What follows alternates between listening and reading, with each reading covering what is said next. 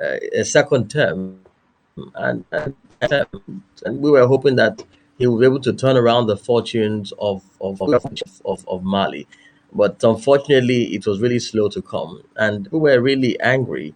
People weren't happy that the fact that the poverty level in the country kept on increasing, and there were more of attacks, by insurgency attacks, dying, and things weren't just working. And as a result, for the need for fresh, we saw Goita, who came in, and then he was like they moved him and then take him to the Kati barracks, which is where now that barracks is really described as where the careers of presidents of Mali over the years have come to an end. That's where it all, because he was forced to sign, and then also forced to make a live televised speech to the population, that he was resigning and handing over to the military. And so that was how we saw Goita, Asima Goita, coming in as the military head of state, as so, that one. And then we saw the likes of ECOWAS, we saw AU and the rest of them, those in the Sahel community, the Sahel, the joint military, all of them coming to demand for a transition back to democracy. Of course, we didn't see that happen. Just to bring in a temporary caretaker president. And then we saw Bandao, come into the picture. Bandao, a former military officer who had retired, so he was brought back to lead the country through months. Also, was back to the scene to lead through the 18 months, to be an 18-month period before the election come on. We saw that happen, and the drama played out. People were like, okay, let's wait and see what this old general was going to do. There, to 18-month period, February, which was the deadline that was, a clean election. And then while this was on and on, we saw something that seemed to be another coup. Now, I must also mention here that of the coups, I mean, in recent times have been in recent times bloodless, and a lot of critics have given kudos to Asima Goita for not killing anybody. Yes, they can arrest, detain, and do all, but nobody can make arrest. They can do all of that, but nobody has been killed in the course of the coups and all, and and all that, and the overthrowing. Let me put it that way. So when he came on board, that's Bandao, and then he decided to do a major reshuffling of the cabinet. And usually, he was a supervising vice president. That's the general in charge now. Yeah. He was a supervising president, vice president, and Bandao was like the president. And so there's no consultation from Dow's end to Goita that look make of the cabinet or to move the country and as it is. Having in mind that Goita also has his own people, in the cabinet. And so during the reshuffling, they ended up removing Goita's people, and of course that angered him. And then we saw a very short second coup taking place, and then he was removed. He was detained as usual. All of them were all removed, and then he came back to power. So that's what we have now. Sima Goita as the current leader of Mali. They're hoping that in the next couple of months, elections should be on the way. So, of course, we saw the video, and I'm going to play the video while we're talking of Goita in a mosque while he was praying, and the attack that happened. It was an attempted stabbing, and everyone was wondering why this would have happened if in the first instance. I mean, I've been asking myself why anybody would be targeting, the leader of Mali at this point. Of course, Mali is facing its own fair share of political crisis. But what do you think, as a journalist who's been watching and reporting from Mali for the stories that are breaking in Mali? Why do you think that Goita was being targeted? Been in the hands Well, of the first of Malian all, let security me say services, that has died in police he custody. was The being very Malian government said on fortunate Sunday to evening in a have. state-to-state broadcast He was on very national fortunate to have. television. The assailant, whose identity was not revealed, had rushed towards the Malian interim president during the Edelada prayer in the Grand Mosque. Okay, I was waiting for the report to end. All right. So, first of all, in my intro, I mentioned that this is as a result of people, people not happy about the fact that nothing seems to be working in the country. The anger of the people, the anger of the population, the fact that there've been several coups and there seems to be no result as it is. So now we saw, it was a dare move by the assailant. Let me put it that way, by the attackers. It was a dare move because I don't think that kind of style, the style of the plan assassination. I don't think it would have worked in any way. But anyhow it is, they were able to find their way through the crowd of worshippers at the mosque that day to make an attempt. I think he was just fortunate that he wasn't a target. But of course, one of his guards ended up, getting all the injuries and all the stabbings. And then before the assailant or the attackers were arrested, he was really fortunate to have been alive. Very fortunate that the attacker didn't get through to him. And then he could still have the time to maybe run through the plans that he has made already for the country. It was a dare move, I must say. Uh, Not really now the fact that yes, we may have some disgruntled element, making all of that up. Again, it was a risky move by the attackers, and we were all surprised when we saw the news that look, there was a second attempt. There was an attempt on the life of and we were wondering, as a military head of state or as a military president, one would have thought with all the security Apparatus. guards, the armor and all of that, how how could somebody still find his way through all of that, to want to even make an attempt of stabbing the president? So I think there was a leak in his security, if I want to put it that way, because if not, I don't think there would have even been any move or any attempt at that. So it took us by surprise, and we were happy that nothing happened because we would have seen not maybe another coup or another Mali would have been more disorganized as it is. Than it Would is have right now. seen the likes of ECOWAS or ECOMOG coming in to take over. So, but we're glad that that didn't happen and that it was just a mere attempt. Let me ask a question that has been in the minds of many, including myself. Why is it that francophone country leaders seem to be a target? Let's not forget that the Chadian president was killed in the face of Hmm. war. I mean, that story is still Yeah. fresh in the minds of people, and now an attempted stabbing on the military leader of Mali. One would wonder who's Hmm. next. What exactly is happening in these francophone countries?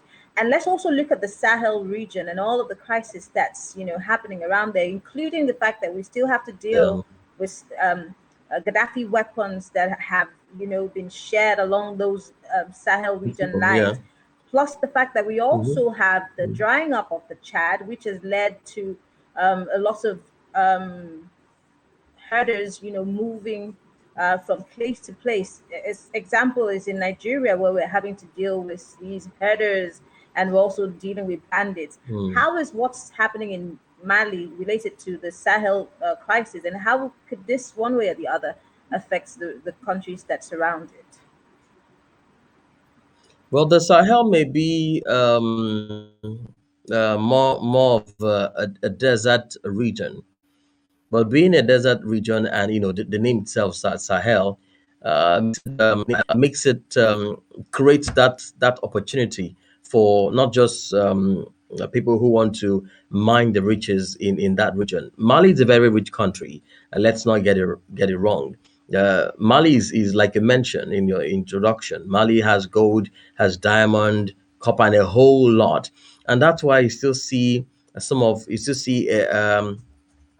a hangover of the francophone countries. Let me just put it down, France as it is. It's very difficult for France to leave Mali. Uh, Very difficult for France to leave, Cote d'Ivoire. It's very difficult for France to even leave Senegal, where we are, and that's because of what they tend to, achieve. Don't also forget that the reason why we have, French influence still very much on the Sahel as it is. If you look at the currency of the francophone West African countries, a larger chunk of their treasury is in the bank in France, the French economy. So and that's why at some point the French determine what currency they use. The French also determine what should be the value of that currency. The French also determine what in terms of key policies supposed to be taken by these countries. So the Sahel is a very rich region. Look at it that is desert like. It's desert like the likes of people who come in from from Libya, people who come in from Niger, and there's also a major transit route for illegal migrants. So whoever is making plans to out of legally move out of West Africa as it is, will always go through the Sahel. So it's a very rich country. Not just the fact that it is a desert, very rich. Let me put it that way.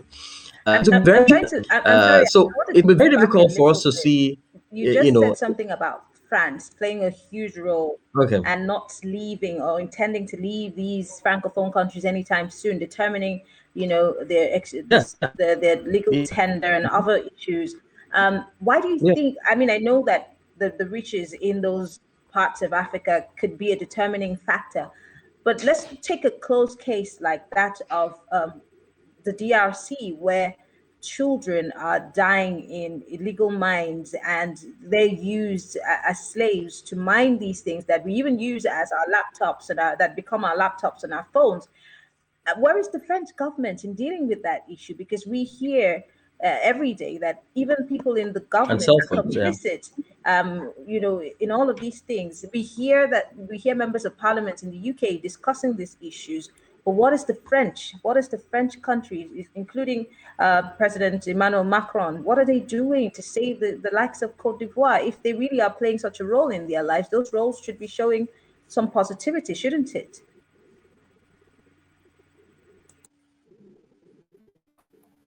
Yes, I quite agree. I mean, yes, if they are coming in positive, I agree. There should be some positivity.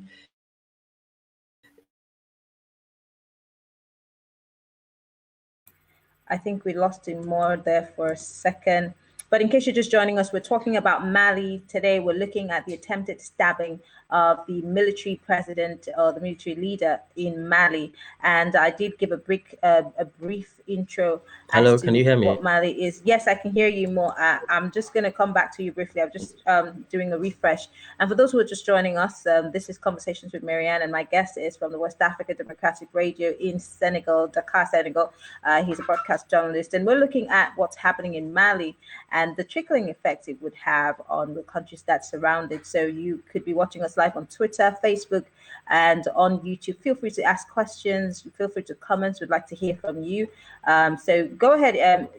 I was asking a question more about the role that France plays in these francophone countries and Hmm. why we are not seeing positivity instead of the negatives that are coming out from these countries, especially countries like DR Congo. Well, they play a huge role. Now, let me leave DRC aside for in this analysis. Now, I will pick that up later. For the francophone West Africa, France is playing a huge role, I must say, in terms of the supply of military hardware, in terms of the supply of troops, to join. In fact, they make the bulk of the troops that are handling the insurgency in this region. If you want to look at it across even Chad, Niger, Burkina Faso, they have their forces on ground in this country. So one of the benefit I would say having them on board is the fact that with them on ground, it's very difficult for the attacks to be more frequent as it would have been if, of course, they had an issue and the French, the French president mentioned that he will be withdrawing a large chunk of the troops from, from these countries, and that's because of the backfire he has been getting, back home in France. So by the time these troops pull out of this country, we may be seeing more and more attack. In fact, on daily basis, as we speak now, we still see attacks on daily basis. Like Al Qaeda from the end of Niger, Boko Haram from this other side here. ISIS as it is. So the French, they have a whole lot to handle, not just investment, investment coming in because of the investment, but also to help out, in terms of taking care of insurgency, training the military, and the indigenous military now supplying of military hardwares and manpower, tactics, and all of that. So there's a huge benefit having these guys to come in. But again, in comparison, you also want to look at why are we not seeing this happening in example, Nigeria, Ghana, Liberia, Sierra Leone. Why at the Gambia? Why are we not seeing, this all of that happening? And that's because the Anglophone countries have been a little bit stubborn, not wanting to accept back their pre-colonial masters. But for the likes of the Francophones, I mean, that's not the case. Um, aside governance, aside policies, aside the influence on some of these things, most of the commodities consumed here in terms of repackaged commodities, repackaged product, all francophone product. So it makes it difficult for the local economy to even grow. Financial institutions, telecommunication, they're all French, phone institutions. So there are huge benefits if you want to look at that from it.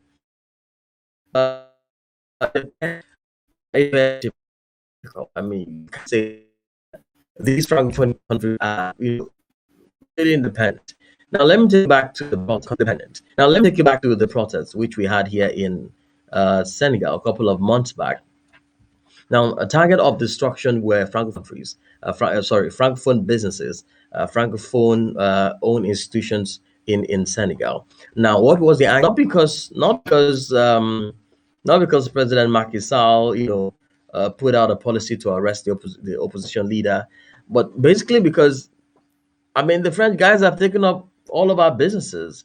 They've taken every opportunity that would allow indigenous businesses to grow, indigenous enterprises to grow.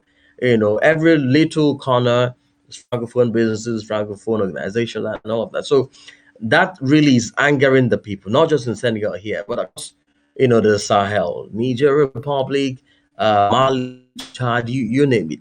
People are getting angry that we are seeing more of French plans, more of French engagement in ordinarily would have been just something for the indigenous people, just something for for the country. So to raise up, yeah, there are benefits, but again, I wouldn't want to say the benefits may have outweigh the advantage of having them in the country, but we still need them because they're really making things to happen for these countries, that don't have much of the wherewithal to create development for their people.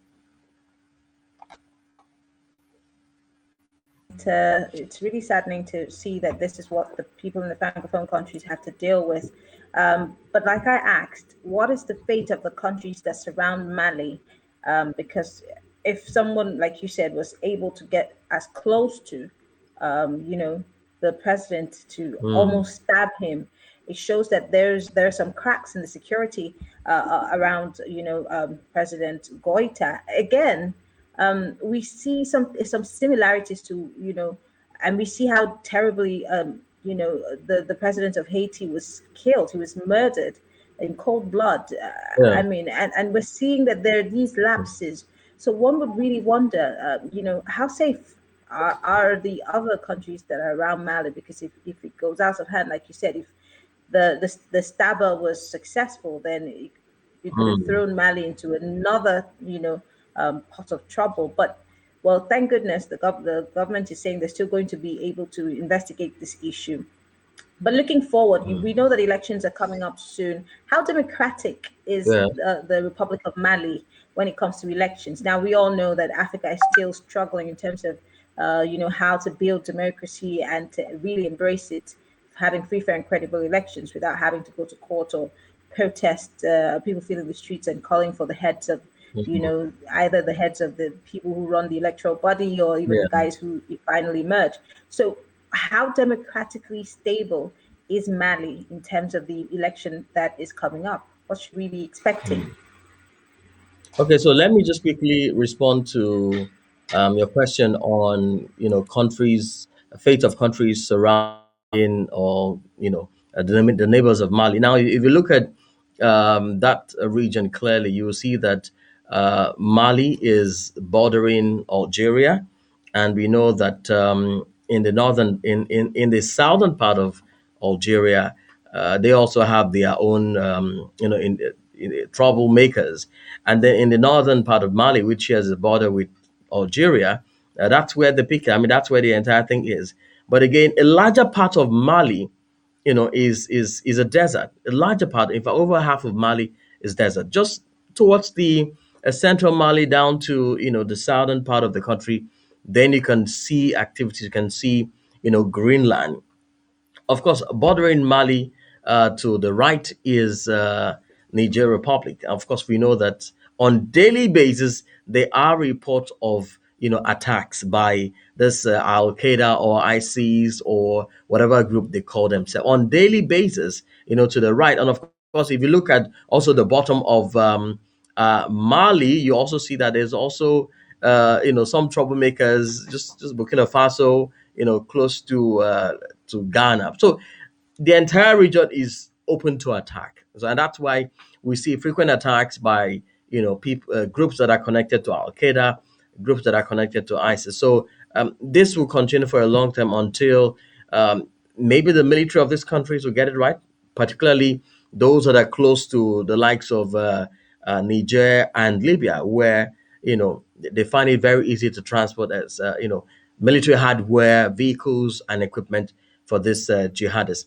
And then, secondly, on the state of election, on how democratic Mali is, well, we know clearly that particularly in West Africa, no election goes without a court hearing or some petitioning or some panel being set up to probe the outcome of the election or electoral result as it is. So you can't really get 100% that look when election is conducted in Mali come February, that we're going to see a clean election. Yes, there may be clean election, but again, it will definitely be contested by oppositions. Oppositions are really coming up in this lately, and in these countries. It's just maybe in countries like Nigeria that we are not really getting much of the vibe from opposition members. But for Francophone West Africa, they have very strong oppositions, very, very strong opposition. So likely we're going to see, court activities as a result of, electoral contests of the result. And we're going to see it's a 50-50 chance. Let me put it that way. Maybe when the Senate, that electoral body is empowered, then we can see a clean election. But as long as countries in West Africa and even in Africa generally have not started doing electronic voting like what we see in the US and other developed countries, definitely there will always be issues after the elections. And I really can't guarantee that we're going to see 100% clean election. So just prepare yourself to cover more of court cases after the Malian elections.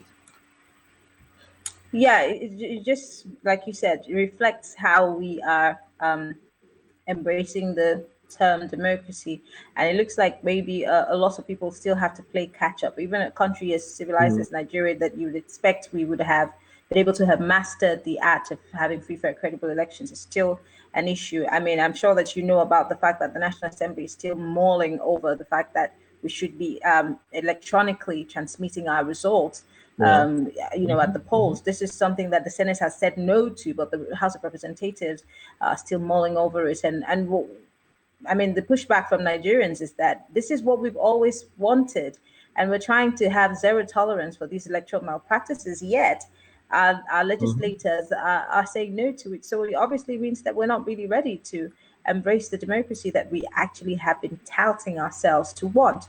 But Imo, I want to say thank you so much because this has been a very interesting, very educating, and very expository conversation about what's happening Thank you in for Mali and having me. across the Yeah. Sahel region. Thank you so much. Hopefully, we will be looking at Mali and the other stories that are developing from it. Thank you so much for being here.